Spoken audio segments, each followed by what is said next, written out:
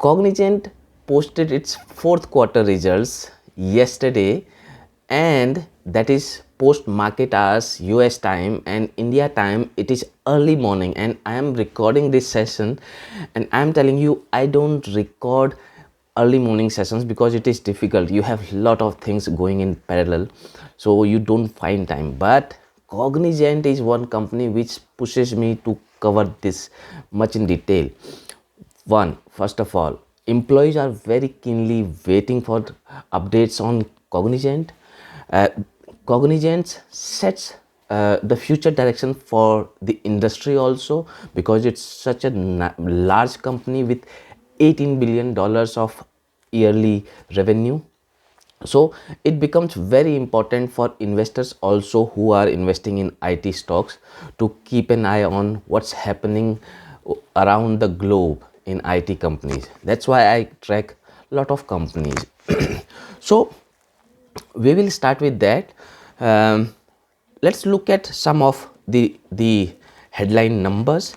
We have here the quarterly revenue, latest quarter revenue coming around $4.7 million, which is kind of a good growth year on year. And if we look at the operating margin tends to go above 50%. So that means now it is as good as Accenture, though Accenture claimed around 16% operating margin in the last quarter, but anything above 50%, 15% is considered good for overseas companies. And this operating margin for Indian companies, at least Infosys and TCS, it's quite high, around 24% and 25%. So these are much more profitable companies in terms of their deployment of resources and how they utilize them. Probably they hire cheap resources better than other companies, and a lot of you know about that. So moving on, there is the growth of the diluted per share, which is 1.10, and here the cash flow situation seems to be around 760. It is bit less as compared to their historical averages. If we look at their yearly data, the yearly data seems to be better than the quarterly data this time. So they clocked around $18.5 billion in revenue in the year gone by, which is a growth of I think 10%. So now you have to understand how other companies are doing. If you saw Infosys grew about 20% in the quarter gone by, right? And in fact they gave a guidance of 20% in the coming quarter. They are growing very strong. TCS is not giving the guidance, but it is growing in 16-17%. Wipro in 12 and 13. So likewise, if you look at it, Cognizant is 10%, but it has grown from 8%, around 8% guidance, to about 10%. That is a good number to look at. The operating margin, yearly operating margin seems to be rising, and it is best in their last, what we should say, in last 2-3 years. So in 2020 they had 12.7% operating margin, very bad. Cash flow has an impact, and bad impact I would say. If we look at their revenue performance quarter, in the last quarter, they are heavily reliant on North America. Around I think 70-80% of their revenue come from North America. Out of 4.7 billion, 3.4 billion was contribution from North America. Europe is very little, which is 936 million dollars, compared to 3.4 billion dollars from North America, and rest of the world is again very little coming from. If we look at the financial segment, their financial services are doing very good. 18.5% YOY growth in the quarter gone by. It's a significant number. Their healthcare division is not growing very strongly.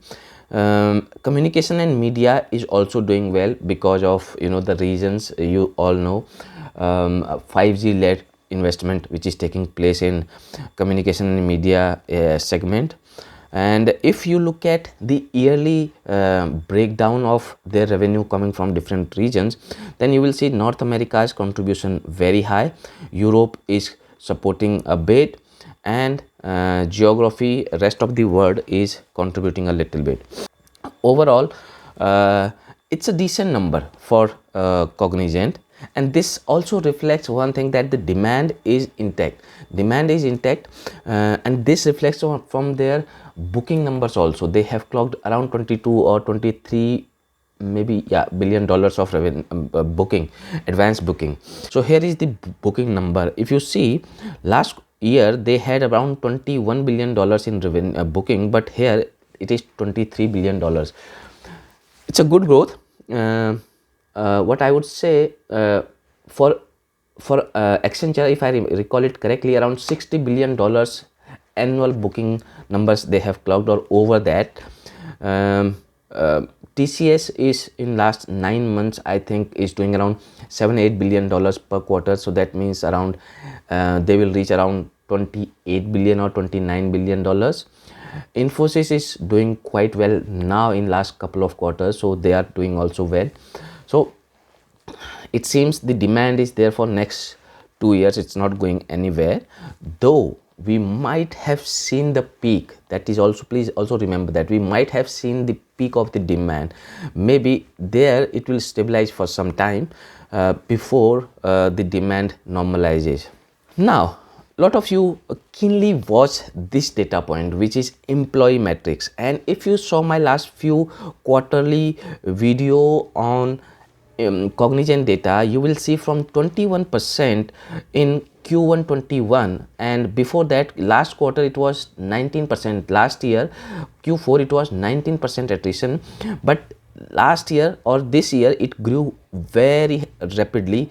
From in the first quarter it was 21%, then it was 31%, then it went to 37% in the previous quarter, record breaking numbers there, and now it is stabilizing bit, or it is bit under control around 35%.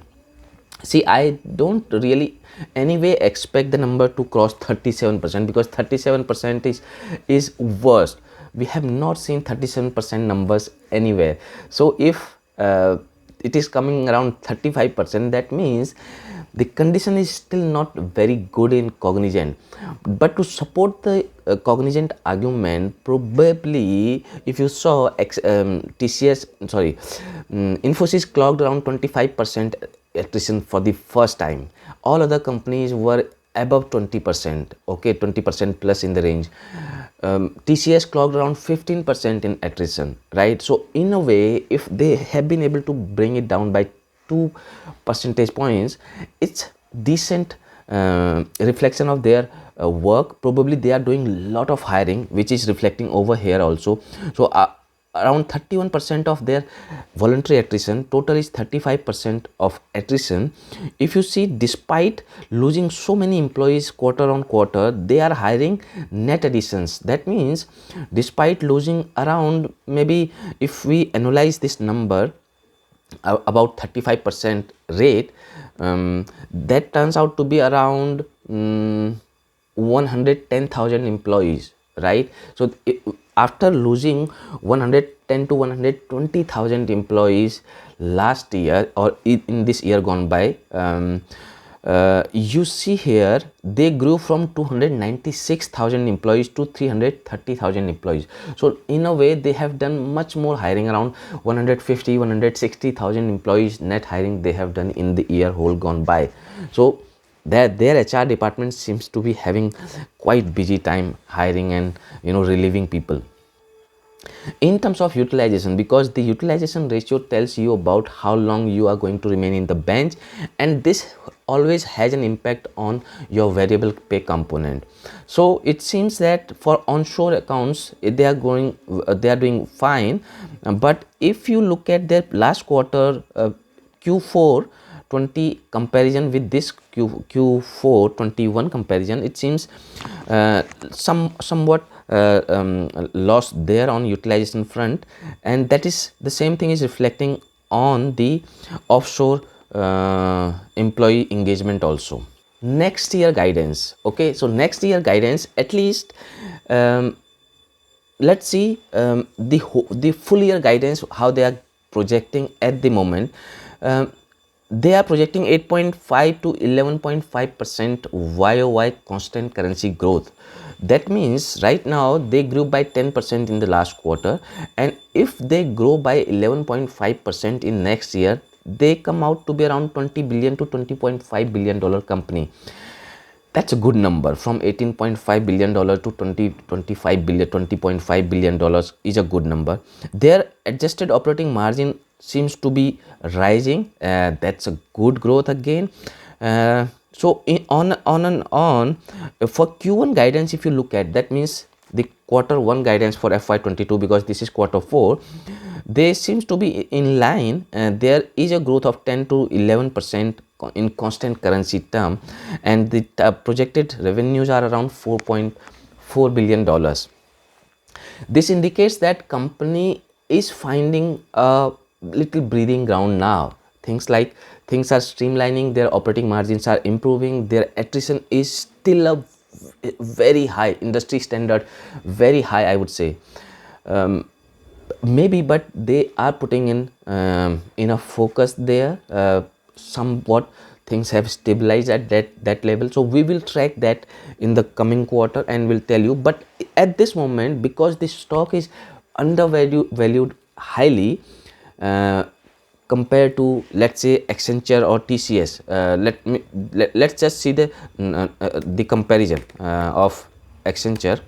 If you look at here, Accenture's past 1 year performance was around 44%. Do remember, this is US stock performance, not India. Okay, 44% returns in last 1 year. But if you look at Cognizant, they have been 11.22%, and that too, probably this has all come in the later half here. Till that, this time around December, they were quite bad. In fact, they were losing lot of market share till December.